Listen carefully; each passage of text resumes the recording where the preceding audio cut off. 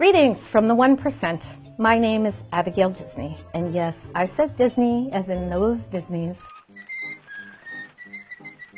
I do feel like I have to give up at least one Disney secret per video, so this is yours for today. As a little girl, I was taught by no less than Cinderella herself how to do the Disney wave in a parade, and it goes like this. You pretend you're cleaning a window, you go wipe, wipe, wipe, and then miss this spot.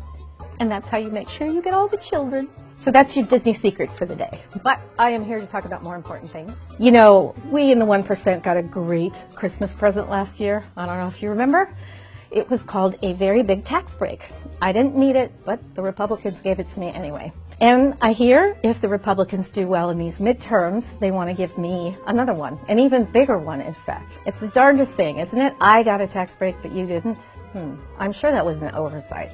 Lots of rich folks couldn't figure out what to do with their tax cut because they'd had already gotten so many, and this one was so big. Lots of 1%ers bought super yachts.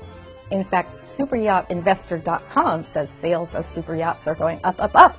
And yes, there is such a thing as superyachtinvestor.com. Go have a look at it. It'll make you so angry you'll want to chew glass.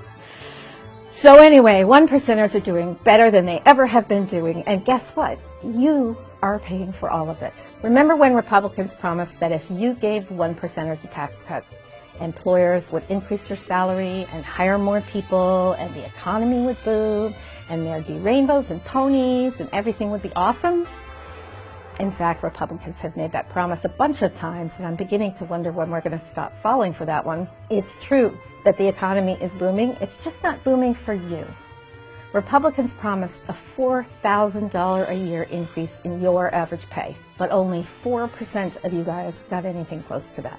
And in the meantime, the 6 biggest banks got $12 billion in tax savings. Do you know what you could do with $12 billion instead of giving it to banks that don't need it? Well, for one thing, you could give every single one of the 3.2 million teachers in this country a $3,800 raise. You angry yet? Some corporations gave one-time bonuses, but if they can afford to give you a bonus this year, and if the tax cut is permanent, then doesn't it stand to reason they could give you a raise instead of a bonus? Corporations spent $7 billion of their tax breaks on wages and bonuses. That sounds like a lot, but listen to this. They spent $712 billion on share buybacks. Yeah, 100 times and more than what they spent on your wages. What's a share buyback, you ask? The short answer is that share buybacks make wealthy people even wealthier. Thus, the brisk business in super yachts. In the meantime, debt and inflation are rising faster than your take-home pay is.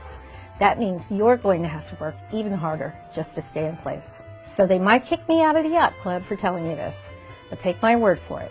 This election is not about Christine Blasey Ford or Russia or building a wall. They are trying to distract you.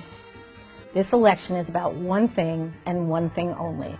They are coming for your livelihoods. If Republicans win, there's going to be another big present under the Christmas tree for me and the rest of the 1%. And as a member of the 1%, I can honestly tell you, we don't need it.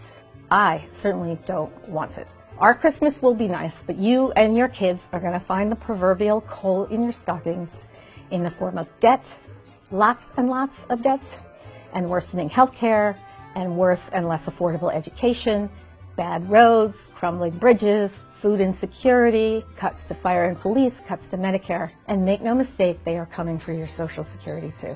If you don't get out to vote on Tuesday, November 6th, if you don't get everyone you know, and everyone you ever met, and everyone you even see walking by your window right now, to go out and vote on November 6th, they're going to do it again.